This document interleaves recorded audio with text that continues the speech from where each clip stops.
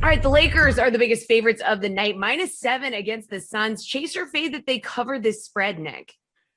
For me, this comes down 100% to Chris Paul's health, because if Chris Paul is limited like he was in game 2, I think the Lakers have a little momentum. I think they're at home. They'll be a lot more comfortable, and they probably do cover the spread. If Chris Paul is back to being the Chris Paul that's probably going to make second or third team All-NBA and maybe finish top 5 in MVP voting, then I think the Suns have a really good chance to compete and probably cover that 7-point number, which is a little bit higher than I expected, honestly, based on what we've seen from the Lakers through these first 2 games.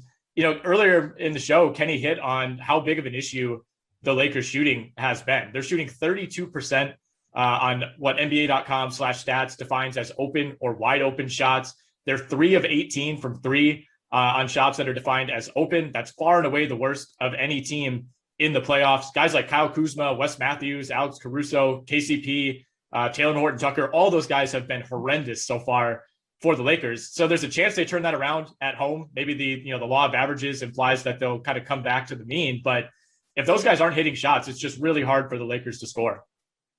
Yeah, Kenny, do you think that this is kind of about Chris Paul here? I mean, of course it is. Yes, Chris Paul, everyone sort of turned their attention back towards the Lakers once he got hurt. I still think that, this team, the Suns, they're just teetering on the brink of a disaster. And what I mean by that is, I don't know what sort of cliche you want to use. They're running on fumes right now.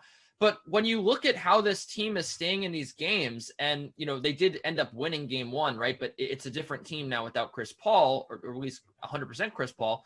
DeAndre Ayton is having a decent go of it, but I do think that, his advantage is starting to dissipate with the strength that the Lakers are starting to impose on the glass. You look at a guy like Cam Payne hitting all these shots, right? He kept them in game 2 for a while, and they've been relying so heavily on Devin Booker to score the basketball. If any one of these components, any one of those 3 components suddenly disappears, if DeAndre Ayton struggles to be the force down low that he has been all season, if Cam Payne, manages to flop here and go 2 for 10 from the field, which is absolutely possible, knowing Cam Payne over his career, or Devin Booker suddenly has a bad scoring night, this team is going to go from like competitive to non-competitive against the Lakers, because the Lakers have so much upward mobility here, Jesse. They can get so much better. They're starting to get better. And like Nick mentioned with the open jumpers, they have so many shooters that they're just stinking up the joint right now. Wes Matthews, KCP, and Kyle Kuzma all have been terrible. And if just one of those guys manages to hit a few, I mean, you're talking about a huge swing in the other direction with